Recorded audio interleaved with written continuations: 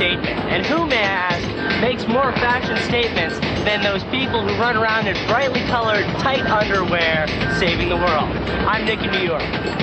I'm Phil, also in New York. Now, fashion has played a big, important role in comic books since they began. The story that he or she is in sometimes isn't as important as what they are wearing. Like the immensely popular Crazy Quilt, for example. Nice outfit. I'm Jamie in LA. Superman's new look, Halukkaville and Jean-Paul Gaultier. This week on The Anti-Crafty.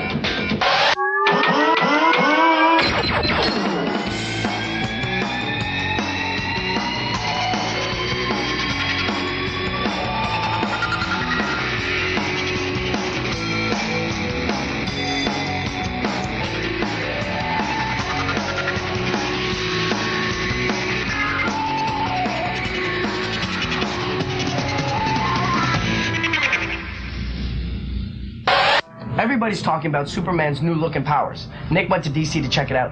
What I can't understand is why nobody is surprised by the fact that DC also plans to make Jimmy Olsen look and talk like Ice Cube. Now I got a laptop computer. I'm so tired of the old Superman. What's a kid to do? Wow, it's Mike Carlin! Yes, the executive editor of the DC Universe, also known as the man who killed Superman. Wow! What are you doing here, Mike? I heard your cries for help, little Nicky, and I'm here to tell you all about the new Superman. Wow! Tell us about the new Superman, Mike. Well, the new Superman has found himself sadly genetically altered. He is now a being of pure energy. Bullets do not bounce off him anymore, they pass through him. He doesn't fly anymore, he zaps from one place to another, much like I do. Why the change? Why not? Wow! Who was involved in the decision, Mike? Well, all the writers and artists who work on the Superman comics regularly thought this was a good idea, and I guess I'm the man who let it happen. How will this affect Superman, Mike? This will change Superman for the foreseeable future.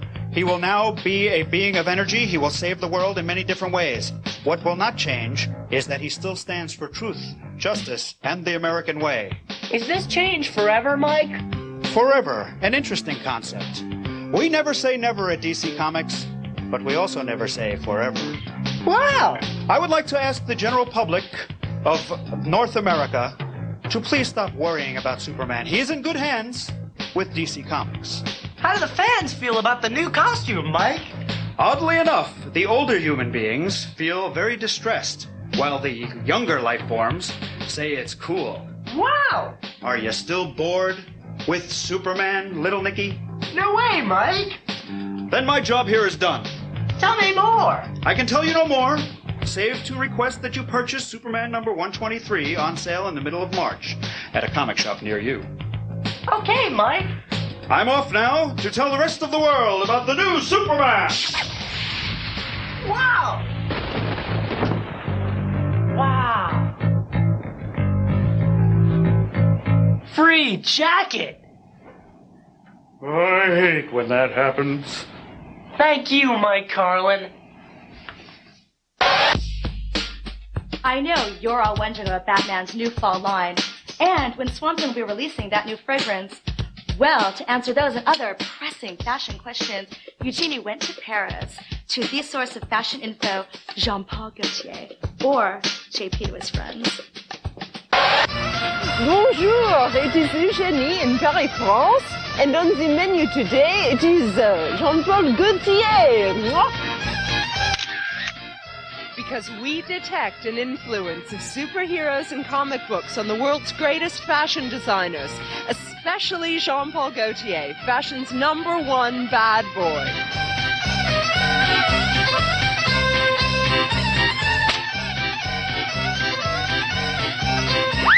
Tell us how your fashions have been influenced by comics. I first read by one French one that was called Lily, and that is Lily.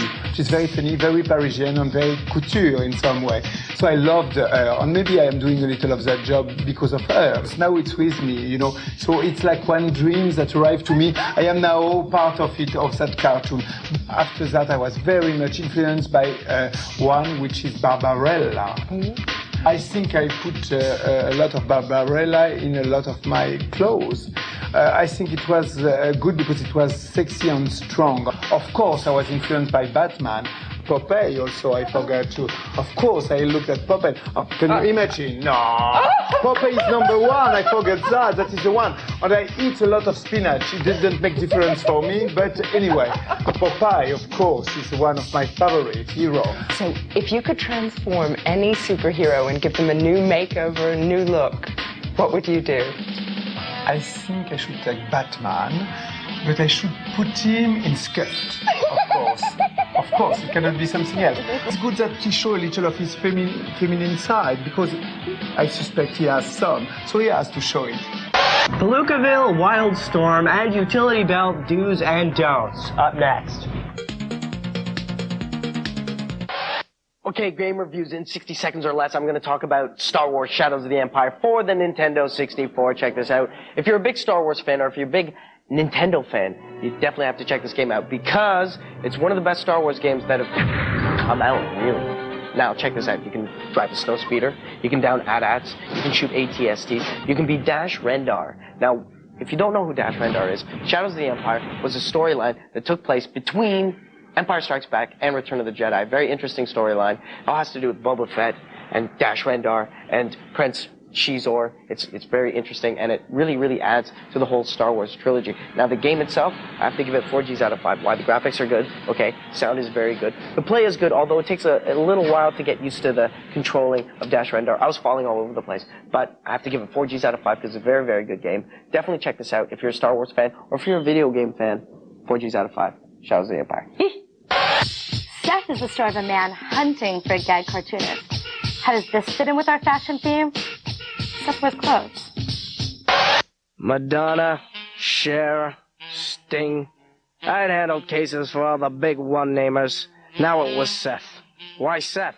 It wasn't even his real name. Just another Joe from Palookaville.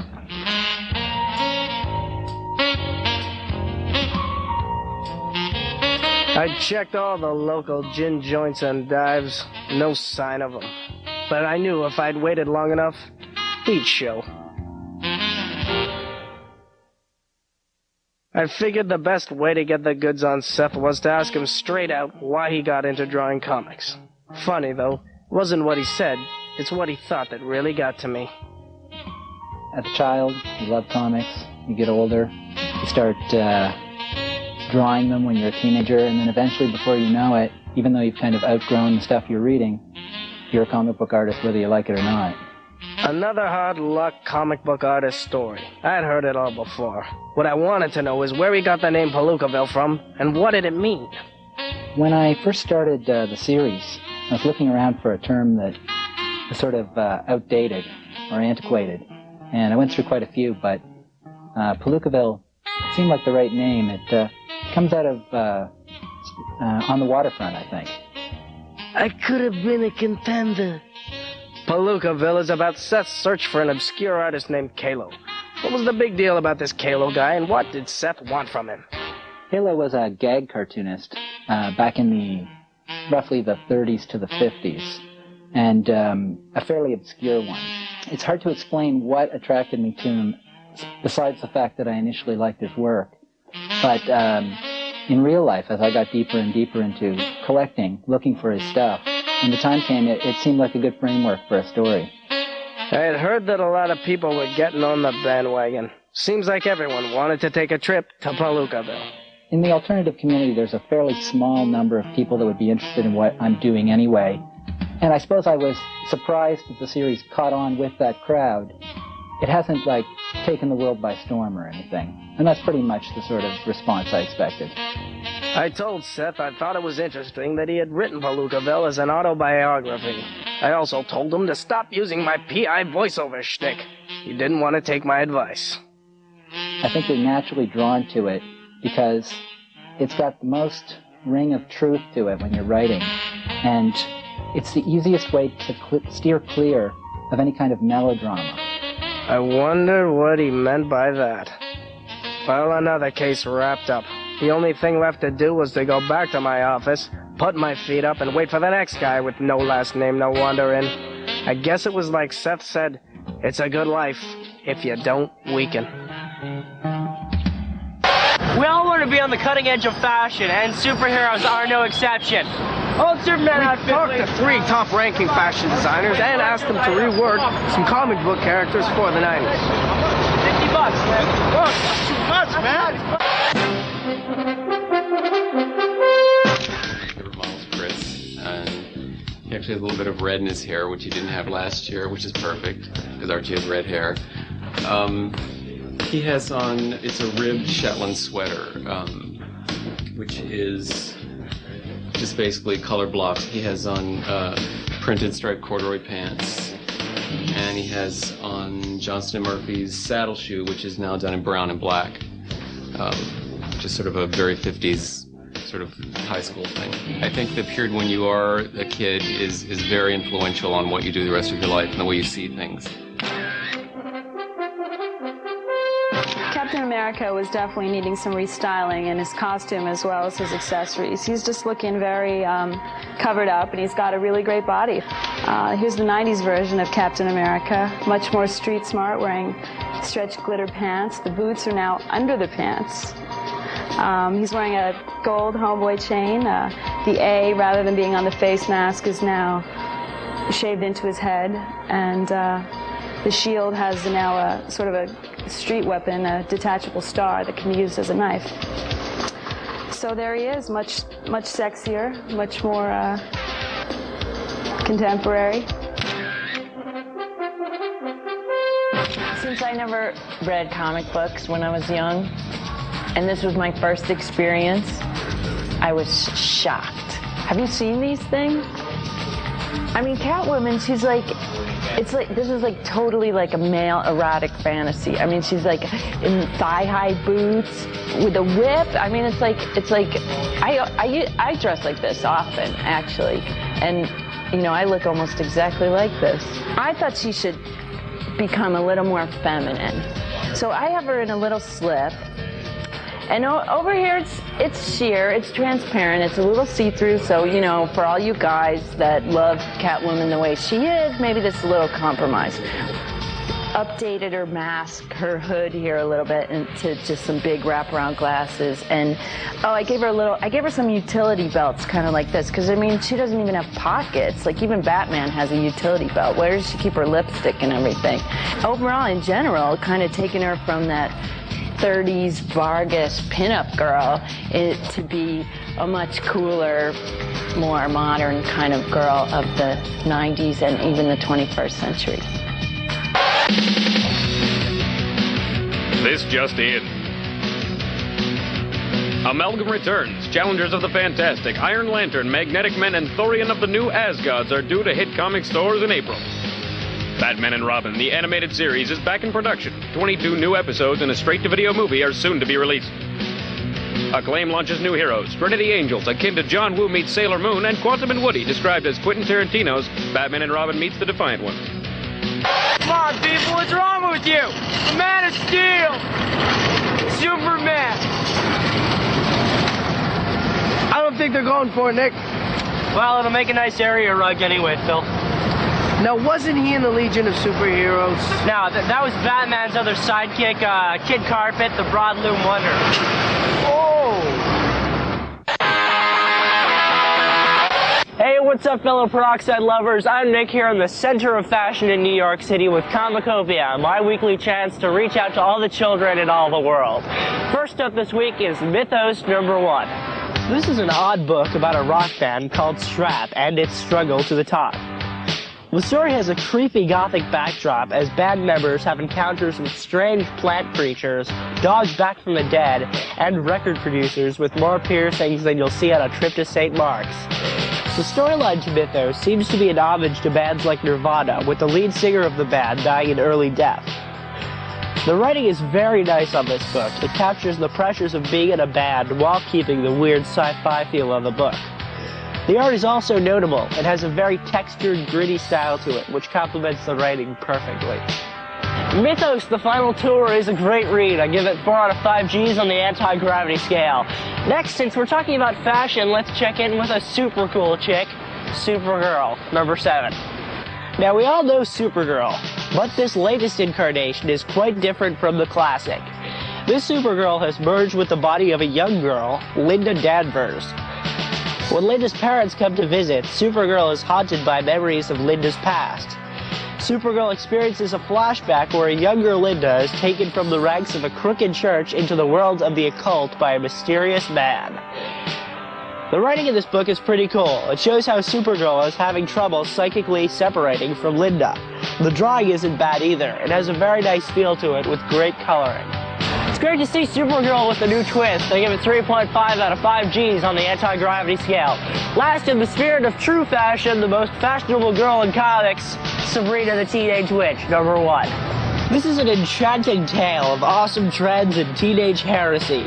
It follows the adventures of Sabrina, a girl of the tender age of 16 who was raised by her aunts who just happen to wear pointy hats and collect brooms.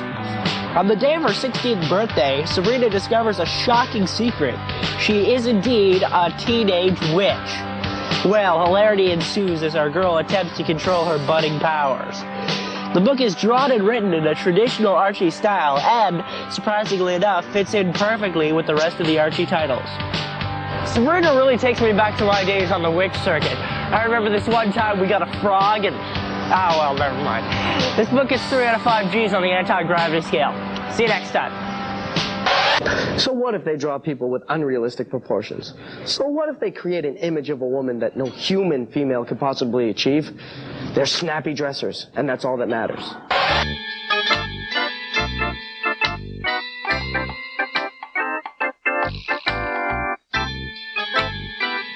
How do I look? Just kidding. I traveled from Los Angeles to La Jolla to talk to a bunch of stylish guys here at Wildstorm Productions. So why don't you guys introduce yourselves and say what comic you work on? I'm Randy, and I work on Stormwatch. I'm Matt Broom, and I work on Wildcat. I'm Jim Lee. I'm working on Wildcats X-Men. I'm J. Scott Campbell. I'm the penciler on Gen 13. I'm Richard Bennett, and I work on Brass. My name is Javon Kirby. You can call me JJ, and I work on Backlash. My name is Ryan Benjamin, and I work on Iron Man. Okay, so first off, how important is costume design to a character? When you do character designs, you spend a lot of time developing a character so that they can be animated.